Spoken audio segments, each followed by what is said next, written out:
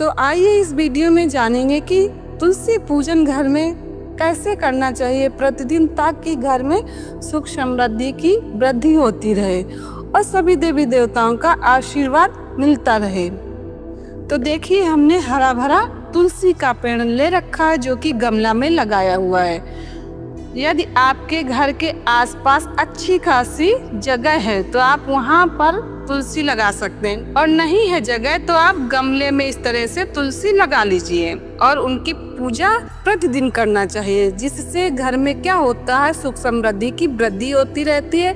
तुलसी माता भगवान विष्णु जी को बहुत ही प्रिय है, इसलिए इन्हें विष्णु प्रिया भी कहा जाता है। तो आपको मैं सामग्री भी दिखा देती हूँ कि पूजन में क्या क्या सामग्री लिया है। तो पूजन के लिए आप देख रहे हो कि हमने 2 लोटा में जल भर के रखा है, क्योंकि 1 लोटे के जल को हम तुलसी माता में चढ़ा देंगे और दूसरा लोटा में जो जल है जिसमें आम का पत्ता है उससे शरीर की शुद्धि करेंगे। स्वयं आसानी से आम का पत्ता मिल जाए तो ले लेना है, नहीं तो टेंशन करके कोई भी पूजा पाठ नहीं करना है। भगवान सिर्फ भाव के ही भूखे होते हैं, तो इसलिए जो सहज में सामान मिल जाए उसी से आपको पूजन करना है।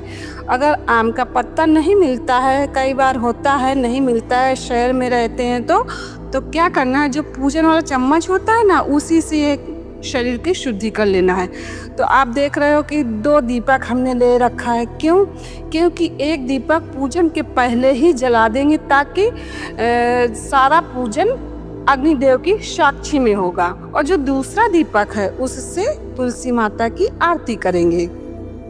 और ये है सिंदूर, और यहाँ पे हमने धूप बत्ती भी ले रखा है, और कुछ पुष्प हैं, जो सहज में पुष्प मिल जाए फूल वो हमको ले लेना है। तो देखिए, प्रसाद के लिए मैंने एप्पल ले रखा है। तो जरूरी नहीं है कि हमने एप्पल लिया है तो आपको भी एप्पल लेना, नहीं, जो भी आपके यहाँ फ्रूट्स हों उन्हें आप प्रसाद में ले सकते हैं।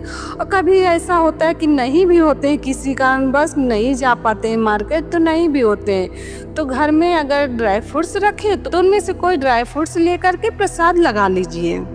और आप मिश्री और बतासे का भी प्रसाद लगा सकते हैं। तो अब चलिए शुरू करते हैं पूजन करना। तो सबसे पहले शरीर की शुद्धि कर लेते हैं। जिस लोटे में आम का पत्ता रखा हुआ है उससे हम जल लेंगे, और मंत्र आता है तो मंत्र बोल लीजिए। ओम अपवित्र पवित्रो वा सर्वस्थान गतो अपिवाह इसमें पुंडरीकचम सा ब्रह्मांतर शुचि, और ऐसा करके शरीर में छाट दीजिए। इससे क्या होगा, शरीर की शुद्धि हो जाएगी। और फिर से हम जल लेंगे, आप चम्मच मिल जाए तो चम्मच से भी आप ले सकते हैं। फिर से हम जल लेंगे थोड़ा सा और बोलेंगे ओम केशवाय नमः स्वाहा, और इस जल को पी जाएंगे। फिर से हम लेंगे ओम माधवाय नमः स्वाहा, जल को पी जाएंगे। फिर से हम जल लेंगे, बोलेंगे ओम नारायण नमः स्वाहा, पी जाएंगे। तो आपको समझ में आ गया कि 3 बार हमने जल लिया और पी लिया, तो इससे क्या होगा, शरीर की अंदर की शुद्धि हो गई। अब चौथी बार जल ले करके हम हाथ धुल लेंगे। तो सबसे पहले दीपक को जला के रखेंगे। इससे क्या होगा, जो भी हम पूजन करेंगे तो अग्निदेव की साक्षी में पूजन होगा। और दूसरा दीपक तो आपको बताया है कि आरती करेंगे। और दीपक के नीचे हमने चावल का आसन दे रखा है, आप फूल का भी आसन दे सकते हैं। तो यहाँ पर दीपक प्रज्वलित हो गया है, अग्नि भगवान को प्रणाम कर लीजिए। इसके बाद कोई भी पूजन पाठ हो, पूजन पाठ में सर्वप्रथम गणेश भगवान का स्मरण करना चाहिए, क्योंकि पूजन पाठ में कोई भी विघ्न बाधा ना आ पाए। गणेश भगवान जी सभी विघ्नों को हरने वाले हैं, इसलिए ओम गम गणपतये नमः। फिर इसके बाद अपने गुरु जी का स्मरण कर लीजिए। गुरु ब्रह्मा वाली जो स्तुति है वो आपको लंबी चौड़ी लग रही है, टाइम नहीं है, तो सिर्फ और सिर्फ बोलिए ओम श्री सद्गुरु परमात्मने नमः और प्रणाम कर लीजिए। फिर इसके बाद तुलसी माता को जल चढ़ाइए।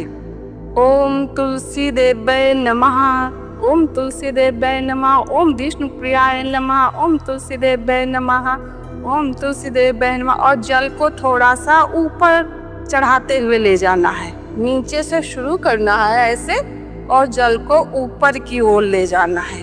तो आप देख रहे हो नीचे से ऊपर की ओर हमने जल चढ़ाया, और इन पत्तियों से जो जल टपकता है उस जल को लेकर के अपने शरीर में छाट दीजिए। इससे क्या होगा कि गंगा स्नान का पुण्य प्राप्त हो जाता है। ये जल बहुत ही महत्वपूर्ण वाला है। जल चढ़ा दिया, इसके बाद सिंदूर लगा दीजिए माता जी को। गमला में ही ऐसे लगा दीजिए, 5 बार 7 बार ऐसे लगा देना है। इस तरह से टीका कर दीजिए, ऐसे 5 बार 7 बार कर दीजिए, और जड़ में भी लगा दीजिए ऐसे करके। फिर इसके बाद जो भी पुष्प आसानी से मिल जाए वो आप पुष्प लेकर के माता जी को चढ़ा दीजिए इस तरह से, और मंत्र बोलते रहिए, ओम तुलसा देव्यै नमः, विष्णु प्रियाय नमः। इस तरह से पुष्प लेकर के माता जी को चढ़ा दिया चारों तरफ गमले में। और आप माला हो ना तो माला भी आप पहना सकते हैं। मेरे पास माला नहीं था इसलिए मैंने केवल पुष्प ही लिया है। तो माला हो तो माला भी आप लेकर के चढ़ा सकते हैं माता जी को। फिर इसके बाद धूप बत्ती जला लीजिए, धूप बत्ती हो या अगरबत्ती हो, उन्हें ले लीजिए और माता जी को दिखा दीजिए इस तरह से आरती की तरह। तो अब इसके बाद दीपक प्रज्वलित करके माता जी की आरती करेंगे घंटी बजाते हुए। और कोई भी आरती आप यहाँ पे गुनगुना सकते हैं, नहीं समय है तो 5 बार 7 बार माता जी की इस तरह से आरती उतार दीजिए। आरती कर दीजिए इस तरह से 5 बार 7 बार इस तरह से आरती कर दीजिए। और समय है तो आप कोई भी आरती यहाँ पर गा सकती। तो इस तरह से आरती भी कर दिया। अब आरती को आचमन करा देना है इस तरह से 3 बार, और माता जी को पहले आरती दे देना है इस तरह से। माता जी को आरती दे देना है, फिर स्वयं आरती ले लेना है। तो अब यहाँ पे हमने कटोरी में ही ये पल्ले रखा है, तो जगह है तो आप ऊपर भी रख सकते हैं, और नहीं जगह है तो स्पर्श करा के नीचे रख दीजिए इस तरह से। और प्रसाद को पहले आचमन कराइए, इस तरह से आचमन करा दीजिए। मंत्र आता है तो बहुत अच्छी बात, नहीं तो तुलसा माता प्रसाद ग्रहण करिए।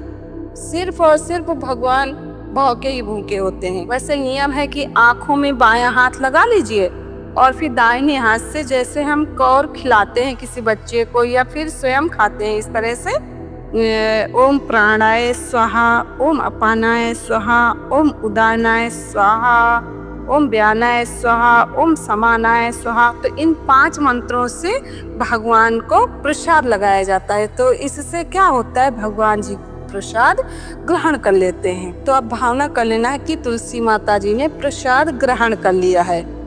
तो इस प्रसाद को स्वयं और घर में सभी को वितरण कर देना है, खा लेना है। तो इस तरह से तुलसी माता का यहाँ पर पूजन संपन्न हो गया है। अब यहाँ पर क्या करना है, तुलसी माता की जड़ से थोड़ी सी मिट्टी लेकर के उसका तिलक अपने माथे पे कर लेना है, और तुलसी माता से क्षमा प्रार्थना कर लेना है कि जो भी पूजन में जाने अनजाने में गलती हुई हो उसके लिए क्षमा करिए। तो इस तरह से तुलसी माता का पूजन यहाँ पर संपन्न हो जाता है। 25 दिसंबर के दिन कुछ लोगों को, जिनको पता नहीं है, क्रिसमस डे मनाते हैं और प्लास्टिक के पौधे को ही सजाया संवारा करते हैं, लेकिन उसका कोई धार्मिक महत्व नहीं होता है। अपनी भारतीय संस्कृति में इतनी अच्छी तुलसी माता है, उस दिन क्रिसमस नहीं, तुलसी माता का पूजन कीजिए, जिससे सभी देवी देवता प्रसन्न रहेंगे और घर में सुख समृद्धि की वृद्धि भी होती रहेगी। तो इसलिए 25 दिसंबर के दिन इस तरह का पूजन अवश्य करिए। और यदि समय है तो इस तरह का पूजन प्रतिदिन कर सकते हैं, नहीं समय है तो केवल जल चढ़ा दीजिए प्रतिदिन। और व्रत पर्व के दिन इस तरह का पूजन कर सकते हैं, जिससे क्या होगा, सभी देवी देवताओं का आशीर्वाद मिलेगा और घर में सुख समृद्धि की वृद्धि होती रहेगी। और 25 दिसंबर के दिन ऐसा पूजन अवश्य करें। तो पूजन के बाद आपको बाईं ओर से दाहिनी ओर की तरफ, जैसे घड़ी चलती है ना, 5 बार, 7 बार, 11 बार, 21 बार, जितना यथासंभव हो सके प्रदक्षिणा लगा लेना है और फिर माता जी को प्रणाम कर लेना है। तो यह वीडियो यहीं तक है।